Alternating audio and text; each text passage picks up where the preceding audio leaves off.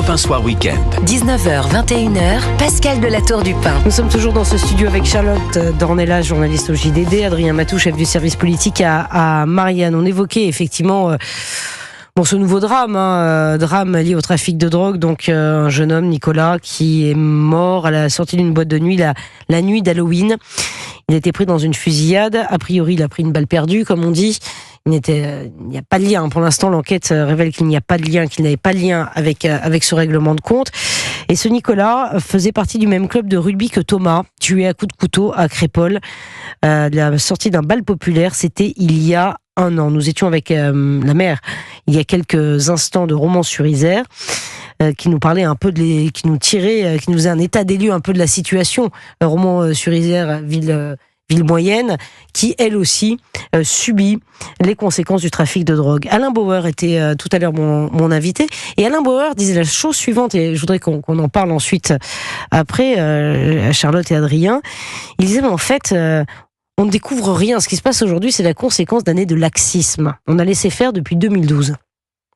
Au cours des 5 à 10 dernières années, la police judiciaire était très étonnée que beaucoup des mules, c'est-à-dire des porteurs de stupes venus de Guyane, allaient à Poitiers ou à Niort. Et ils le font évidemment dans les endroits à la fois les moins visibles et les plus susceptibles de permettre cela, parce qu'il y a moins de concurrence. Donc ce que vous signalez est un phénomène qui s'est développé avec une intensité exceptionnelle depuis 2012.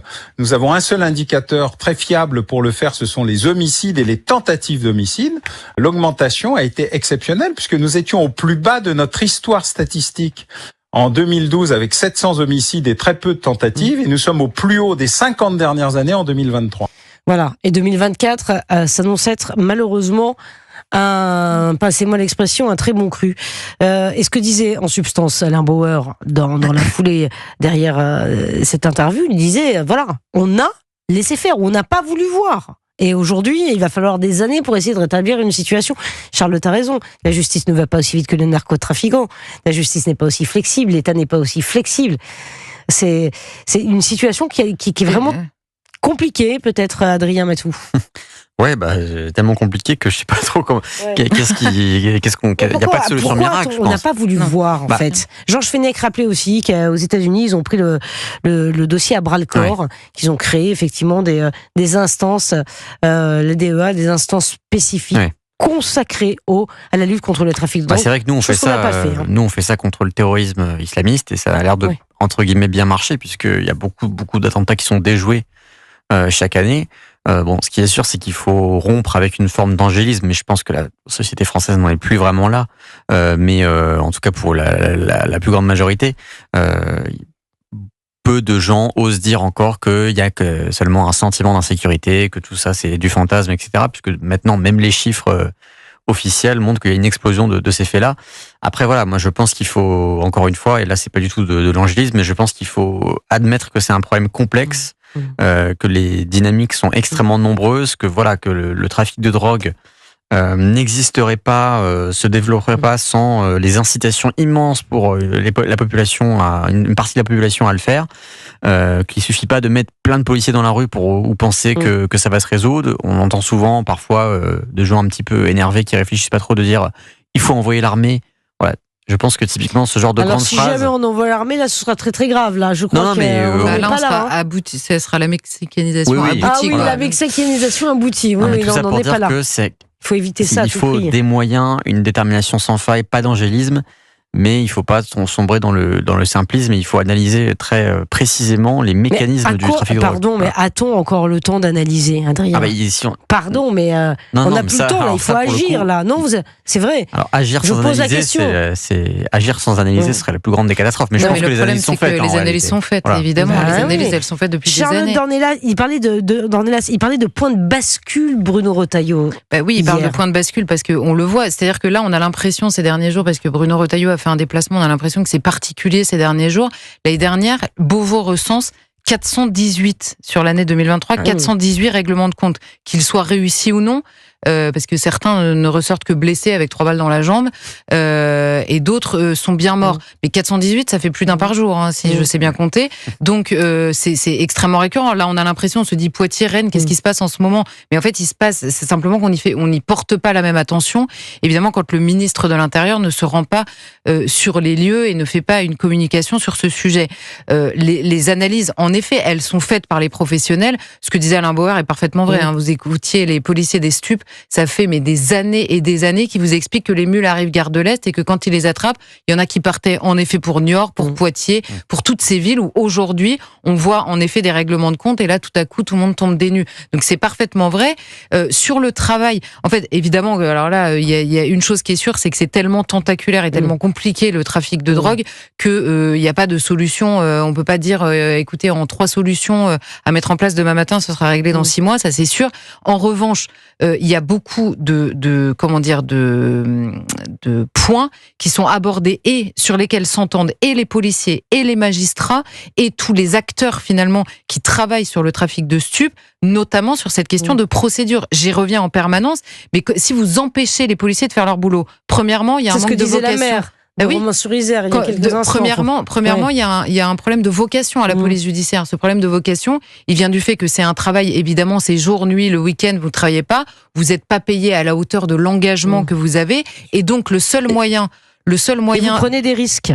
Et le seul moyen de contrebalancer une paye maigre par rapport au travail que vous abattez et les risques que vous prenez, c'est quoi? C'est le sens de votre métier. Ah bah, si vous le faites disparaître avec une procédure ubuesque, des papiers à remplir, et qu'à la fin on vous dit, comme c'est arrivé très récemment, un trafiquant qui a arrosé toute la Seine-Saint-Denis de cocaïne, il prend 15 ans de réclusion criminelle au tribunal, mais il n'est pas là. Pourquoi? Parce que son avocat l'a fait libérer pour vice de procédure quelques jours plus tôt. Un vice de procédure, c'est par exemple, parce qu'il faut bien comprendre, c'est par exemple la balise que vous aviez mis dans sa voiture pour savoir où il était, elle a été mise, mais en fait le juge avait donné son accord la veille, mais pas pour celle-là, pour une autre. Et donc sur celle-là, vice de procédure, parce que vous n'avez pas le bon accord du juge, il est dehors.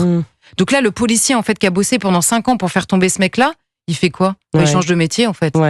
Non, mais oui, c'est vrai, c'est très juste ce que dit Charlotte Dornelas. On peut comprendre, effectivement, il faut aider les policiers aussi à faire leur travail. Et ça, par exemple, c'est à moyen constant, se poser la question de la refondation. Quand je vous disais que la décision de demander à un magistrat indépendant pour pouvoir exploiter un téléphone dans le cadre d'une enquête qui est elle-même déjà extrêmement, extrêmement guidée, extrêmement normée, ça a quelques semaines. Donc on nous dit en permanence la procédure pénale, on va la simplifier. Nous avait dit Emmanuel Macron, il avait donné 1 an à Éric Dupond-Moretti pour le faire. Résultat, on a le délai de carence de l'avocat qui a sauté en garde à vue. Avant, pendant 2 heures, vous deviez l'attendre. Ensuite, vous pouviez commencer la garde à vue. Maintenant, il faut l'attendre. Point barre. Vous n'avez plus de délai. Deuxièmement, vous n'avez plus le droit de filmer dans les cellules de garde à vue. Ça veut dire quoi? Sauf exception, avec autorisation du magistrat. Ça veut dire quoi? Qu'il faut des policiers devant les cellules, parce qu'il faut quand même les surveiller, les prisonniers, surtout quand ils sont potentiellement dangereux. Donc, vous avez des policiers qui sont occupés à surveiller les cellules parce qu'on ne peut plus les filmer. Et ensuite, vous avez ce que je viens de vous dire sur l'exploitation des téléphones. Donc, tout se complexifie en permanence. Vous remplissez des papiers, vous ne faites plus votre travail d'enquête, et après on se dit, ah mon Dieu, on n'a plus de vocation de policiers judiciaires, et donc ça devient difficile de faire tomber les réseaux. Je t'explique, c'est pas très compliqué. Non, mais c'est aberrant ce que raconte Charlotte Dornelas, Adrien Matou. Je suis 100% d'accord. Maintenant, je pense que là, on est 100% d'accord. Moi, je pense que la question politique qui va se poser maintenant en France, c'est la question du consommateur. Alors justement, Alain Bauer. Et là, l'angélisme est encore. Oui, mais Alain Bauer disait tout à l'heure, je sais pas, non, on n'a pas le temps malheureusement d'écouter Alain Bauer, mais Alain Bauer disait tout à l'heure, non, ce que dit Bruno Retailleau quand il dit on va taper le consommateur au portefeuille, ça va pas fonctionner. En fait, les consommateurs sont des gens malades, il faut les soigner. Mais je vous jure, il a dit ça. Je résume, mais ça va être le grand débat en France parce que le consommateur. Ça va faire beaucoup de gens à soigner, ça va pas arranger les finances de la sécurité sociale. Mais c'est surtout que avant d'être malade, avant d'être malade, il y a une première consommation. On ne naît pas addict à la drogue. Il y a une première consommation qui elle est juste délictueuse. Oui. Exactement. Voilà. La grande difficulté, c'est que les chiffres de consommation de drogue sont tels en France que, contrairement aux trafiquants, le consommateur, c'est notre ami, notre voisin, notre collègue, etc. Et donc là, la question va se poser, moi perso je suis plutôt pour. Est-ce qu'il faut lancer des grandes campagnes de communication de l'État pour culpabiliser les consommateurs et leur dire bah voilà, vous participez en fait, vous avez l'impression que vous fumez juste un joint, mais en fait non, vous participez à des fusillades, vous participez à les créer, vous contribuez à un trafic qui ruine la vie de centaines de milliers de personnes. Et moi je pense que c'est ce débat-là qu'il faut ouvrir aussi aujourd'hui. Il faut pas tout faire reposer sur le consommateur, mais quand même lui faire prendre conscience qu'il a une responsabilité. Je trouve ça très malin déjà. C'est-à-dire qu'on nous parle de continuum de violence toute la journée. Bon, bah là, s'il y en a un qui est très clair, c'est celui-là. Parce que moi, entre une blague dans la rue ou un regard de travers et un meurtre sur conjoint, je fais pas forcément le lien. Mais là, le lien entre l'achat de la drogue et l'alimentation d'un réseau qui devient de plus en plus violent, là, le lien, il est en effet très facile à tracer. On pourrait au moins s'entendre sur celui-là, oui. Merci beaucoup, Charlotte Dornelas, Adrien Matou. Merci d'avoir été avec nous ce soir sur Europe 1.